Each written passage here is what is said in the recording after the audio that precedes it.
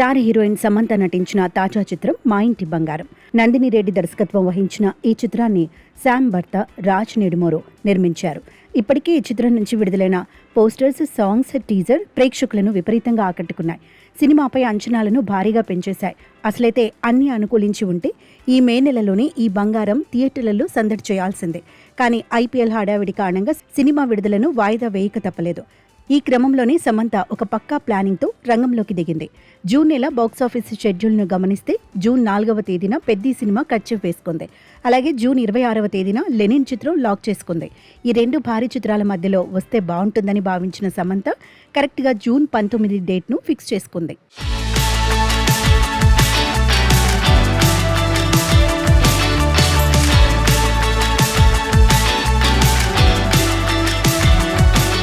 Trade వర్గాల లెక్కల ప్రకారం ఇది చాలా అద్భుతమైన డేట్. ఎందుకంటే అప్పటికే పెద్ది విడుదలై 2 వారాలు పూర్తవుతుంది.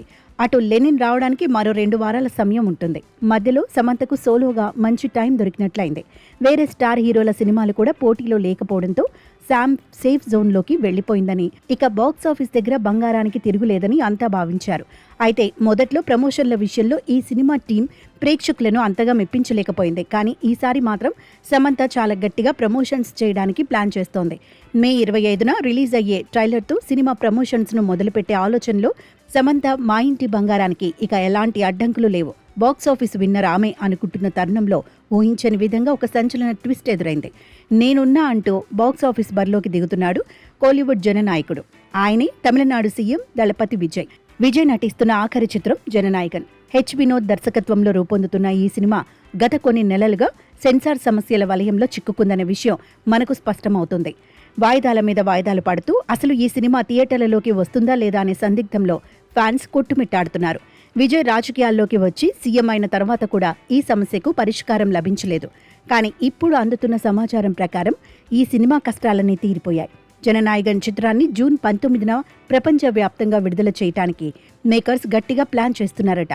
జూన్ 22న విజయ్ పుట్టినరోజు ఉన్న నేపథ్యంలో అభిమానులకు అంతకంటే పెద్ద గిఫ్ట్ ఉండదనే ఉద్దేశంతో జూన్ 19న ఈ చిత్రాన్ని అత్యంత భారీగా రిలీజ్ చేయనున్నారు.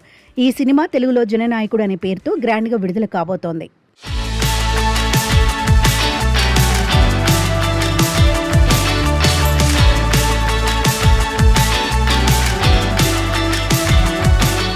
ట్విస్ట్ ఏంటంటే సరిగ్గా అదే రోజు తెలుగులో సమంత మా ఇంటి బంగారం కూడా థియేటర్లలోకి రానుంది. ఒకవేళ జననాయకుడు విడుదల అధికారికంగా కన్ఫర్మ్ అయితే మాత్రం సమంత విజయ్ మధ్య బాక్సాఫీస్ దగ్గర మామూలు ఫైట్ ఉండదు. ఎందుకంటే జననాయకుడు కోసం కేవలం తమిళే కాదు, తెలుగు ఆడియన్స్ కూడా ఈగర్గా వెయిట్ చేస్తున్నారు. పైగా ఇది విజయ్ సినీ కెరియర్లో చివరి సినిమా కావడంతో ఫ్యాన్స్ ఎమోషనల్గా కనెక్ట్ అయి ఉన్నారు. థియేటర్ల దగ్గర జాతర జరగడం ఖాయం. ఈ లెక్కన చూసుకుంటే సమంత మా ఇంటి బంగారం చిత్రానికి గట్టి పోటీ ఎదురుకాక తప్పదు. సోలోగా వచ్చి బాక్సాఫీస్ కొల్లకూడదాం అనుకున్న శామ్కు విజయ్ రూపంలో పెద్ద సవాల్ ఎదురైంది.